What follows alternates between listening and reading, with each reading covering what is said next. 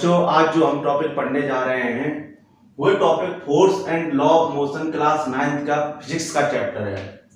इस चैप्टर में बेटा एक टॉपिक आता है कंजर्वेशन ऑफ मोमेंटम, उसको हम आज समझने का प्रयास करेंगे। एक्चुअल में क्या होता है कि दो बॉल हैं, ये बॉल ए है, एक बॉल बी है। इस कंसेप्ट को समझने के लिए हम इस एग्जांपल के द्वारा समझने की कोशिश करेंगे कि अगर हमारी दो बॉल ये ज्यादा स्पीड से जा रही है, यूए की स्पीड मैंने ली है, इसमें इसका मास एम ए है और ये ए बॉल है, ये बी बॉल है, इसका मास है एम बी और इसकी स्पीड है यूबी। अब इसकी जो स्पीड है इस वाली बॉल की वो ज्यादा है, मैंने यहाँ पर आपको लिखा हुआ है यूए ज्यादा है यूबी से।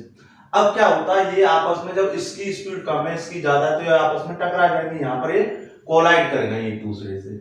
जब ये कोलाइड कर गई तो इसने इस पर एक फोर्स लगाया और इसने इस पे एक फोर्स लगाया। क्यों?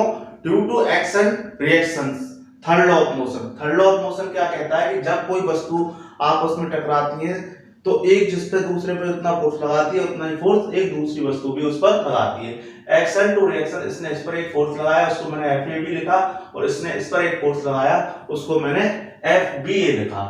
अब उसके बाद क्या हुआ, टकराने के बाद ये फिर से चलती तो इनकी velocity B A B B हो गई।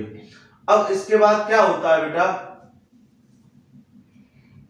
हम देखते हैं कि यहां पर इसका जो मोमेंटम है और इसका मोमेंटम, हम मान लो इन दोनों का मोमेंटम पहले क्या था, कोलिजन से पहले तक क्या था वो लिखते हैं। जैसे मोमेंटा ये जो प्लूरल शब्द है मोमेंटम का, तो इसमें हम देख रहे हैं कि मोमेंटा में हमने इसका मोमेंटा ए और बी का मोमेंटा कोलिजन से पहले एम ए यू ए हुआ, क्योंकि हमें पता है मोमेंटम का फॉर्मूला होता है एम इक्वल टू बी। अब यहाँ पर एम ए यू ए ये कोलिजन से पहले ए का मोमेंटम है और एम बी यू बी ये इसका बी वाली बॉल का मोमेंटम है। तो ये दोनों का प्लूरल फॉर्म में लिखा, हमने दो के लिए लिख रहे हैं, तो moment of A and B are before collision.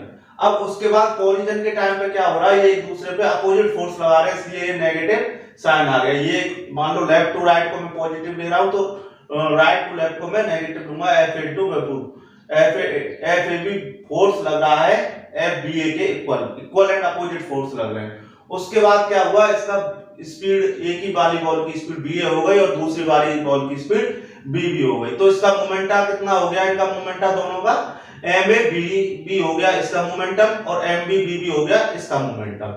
अब बात करते हैं हम एफ ए एफ बी। हम जानते हैं न्यूटन्स के सेकंड लॉ के according rate of change of momentum is equal to force applied on object. ठीक है, तो अब यहाँ पर rate of change of momentum of ball A क्या होगा, M A B A U A minus T. आपको पता है P इक्वल टू होता है M B minus U upon T. तो इस फॉर्मूले का इस्तेमाल करते हुए B A U A by T लिख लिया हमने। फिर इसका लिखा हमने M B B B minus U B by T और ये माइनस का साइन लगा दिया, टी से टी कट गया। फिर इसको जब हमने सॉल्व किया, सॉर्ट आउट किया, तो M A B B A minus M A U A equal to minus M B B B minus minus plus M B U B आ गया और फिर इसको हमने इस तरीके से जमा लिया।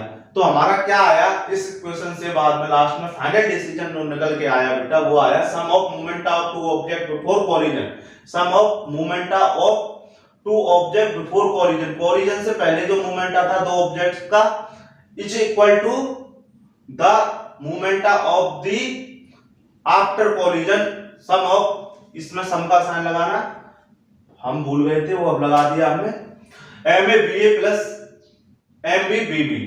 तो ये क्या हो गया, कोलिजन के बाद का momenta, sum of momenta after the collision provided no external unbalanced force acting on it. इस पर जबकि हम कोई बाहर से एक्सटर्नल फोर्स नहीं प्रोवाइड कर रहे हैं, इस पर हम कोई बाहर से कोई एक्सटर्नल फोर्स लगा हुआ नहीं है, तो इस नियम को हम क्या बोलते हैं, जितना मोमेंटा कोलिजन से पहले होगा उतना मोमेंटा बाद में होगा, दोनों का सम कर दिया जाएगा, उनके दोनों के मोमेंटम का सम कर दिया जाएगा। ठीक है, तो ये था हमारा कंजर्वेशन ऑफ मोमेंटम। अब इसके बाद हम इसका एक क्वेश्चन करेंगे बेटा, तो चलो हम इसका एक क्वेश्चन करते हैं। इसमें कुछ नहीं था, मैं फिर से एक बार आपको बता देता हूं कि इनका जो मोमेंटम था कोलिजन से पहले वो बाद में कोलिजन के उसके सम के बराबर होता है। ठीक है ना, फाइनल अब हम चलते हैं इस पर कुछ क्वेश्चन है उनको करके रहा है कि एक बुलेट है उसका मास हमने ले लिया यहाँ पर 20 ग्राम। ठीक है, मैं क्वेश्चन को लिख देता हूँ। Bullet of mass 20 gram horizontally fired एक गन है उसको इस तरीके से फायर किया जा रहा है हॉरिजॉन्टली, उसका बुलेट है, उसकी जो बुलेट है उसका मास है ये मैंने बुलेट बना ली, ये बुलेट का मास है अपना 20 ग्राम, फायर किया जा रहा है, उसकी स्पीड है, वेलोसिटी है किससे 150 मीटर पर सेकंड। और ये जो गन है अपनी, इसका मास दे रखा है अपने को, गन का मास 2 kg, ये किसका है बुलेट का मास। अब इसको मैं किलोग्राम में बदलूं तो 2000 अपॉन, तो ये आ गया 0.02 kg। ठीक, अब इसके बाद ये क्या कह रहा है कि हमने ये गन को फायर किया, गोली फायर की, तो इनिशियली इसमें क्या है कि जब हम गोली को फायर कर रहे हैं तो उसका मोमेंटम कितना है इनिशियल, हम केस में लगाएंगे कंजर्वेशन ऑफ मोमेंटम। तो ये क्या हो गया 0.02 इंटू 0, क्योंकि इनिशियली उसकी स्पीड क्या है u0, क्योंकि हमारी बुलेट और गन दोनों ही रुकी हुई है शुरू में हमारी बुलेट और गन दोनों ही रुकी हुई हैं। तो इनिशियली क्या हो गया 2 इंटू 0, ये कितना आ गया इनिशियली, जो गोली चलने से पहले का जो मोमेंटम है वो हमारा कितना आ जाएगा 0। अब हम आफ्टर फायरिंग का मोमेंटम निकालेंगे। मान लो हमारी लेफ्ट टू राइट गन है, गन की वेलोसिटी, अब उसमें क्या है कि हमारी जो हमें निकालनी है पिस्टल की वेलोसिटी, रिकॉल वेलोसिटी, रिकॉल मतलब जो वापस की तरफ धक्का लगा उसे। तो हमने क्या किया, अब बाद में देखा कि हमारी गन की वेलोसिटी कितनी हो गई 0.2 इंटू 150 प्लस इसकी कितनी है 2 kg इंटू b, तो ये कितना आ गया 15 दूनी 30, 15 दूनी 30 और ये 0 300 और यहाँ पे लगा दिए ये 3, ठीक, प्लस 2v इक्वल टू 0।